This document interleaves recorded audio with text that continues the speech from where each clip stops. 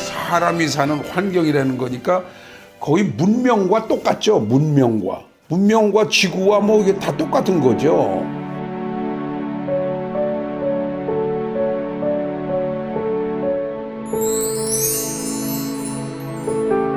그거는 제가 뭐 공부한 것도 보시면 애플이라고 그런데 보면 조경 분야가 있잖아요. 랜드스케이프 아키텍처라는 게 있잖아요. 도시계획도 있지만 시티스케이프라는 게 있잖아요. 시티스케이프, 랜드스케이프, 시스케이프, 해안 경관. 이 스케이프라는 게 있대. 시각적인, 미학적인 아름다움. 이런 것이 중요하다는 것을 설계할 때는 필히 고려해야 될 팩토입니다. 디자인 팩토고요. 또 똑같이 중요한 게 사람을 위해서 휴먼 세틀먼트도 얘기해서 사람을 위해서 개발을 하고 발전을 하기 때문에 사람의 정주체계라든지 이런 것을 할 때 자연과 매일 접하지 않는 조경과 접하지 않는 삶은 삶의 질을 향상시키는 의도적인 설계 행위라고 할 수가 없어요.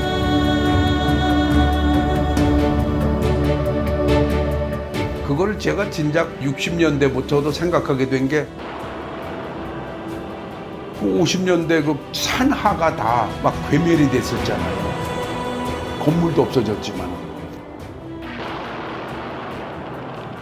그런 거 봤을 때 그런데다가 또 DMZ에 평화의 시를 만든다고 꿈꾼 게 58년 아니에요. 그때부터 생각을 한 거죠. DMZ는 248, 그게 또 4km 너비 아니에요. 그대로 보존해라. 이게 불행한 일이지만 보존해라. 자연 생태계를 보존해라.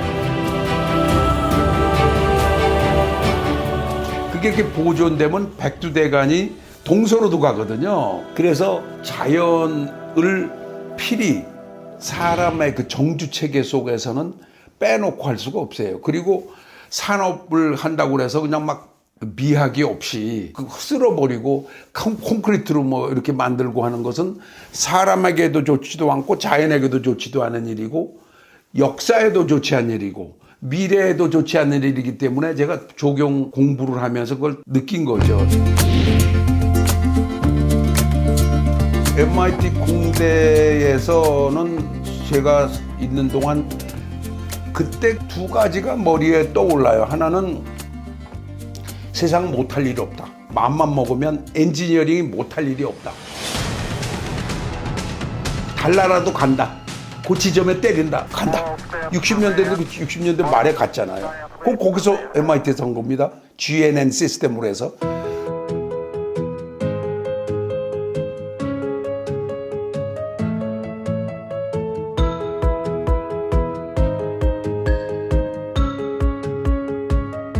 그러니까 모든 걸 마음 먹고 한다라고 하면 할 수 있다.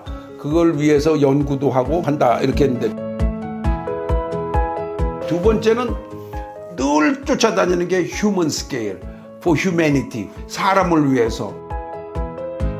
이것이 꼭 따로 붙었어요. 모든 게.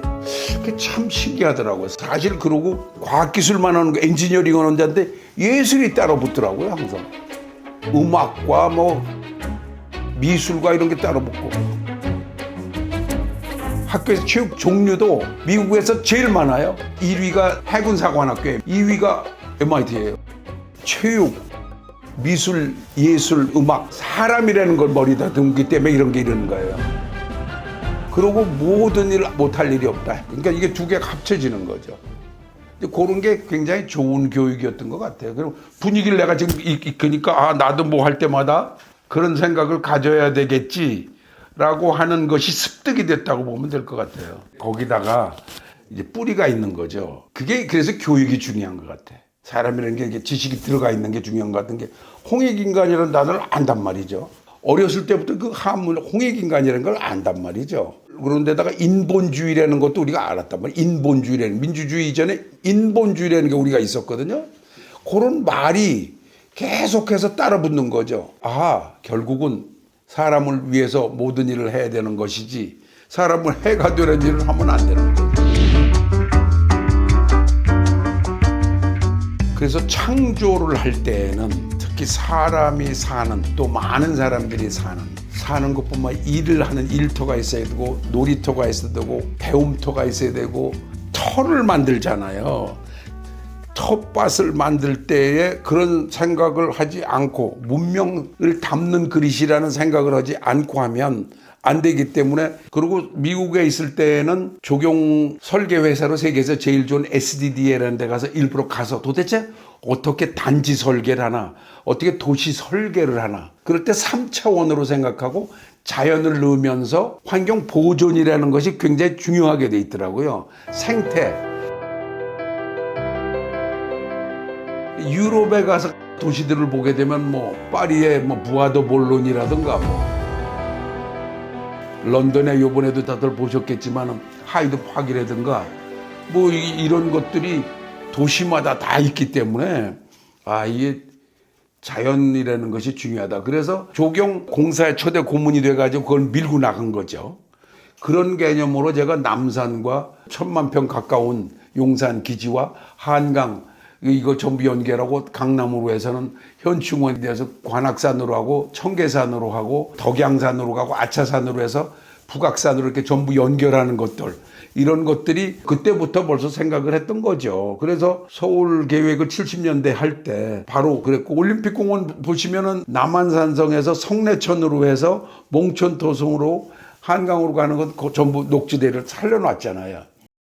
전국 관광지 중에 특별히 예를 들면 강릉의 오죽헌도 제가 그 조경에 자문을 해주고, 퇴계의 도산서원도 또 안동댐 만들면서 여러 가지 조경에 관련을 했기 때문에 늘 역사를 살려놔야 되고, 흔적을 살려야 되고, 자연, 하늘이 준 자연을 살려내야 되고, 그 사이사이에서 정주하고 있는 사람들에게 그 쾌적성을 제고시키고 하는 것은 필히 중요한 일이죠. 오래가게 해야 될 거고, 어울려야 될 거고, 제다운 모습을 찾아야 되는 거 아니에요?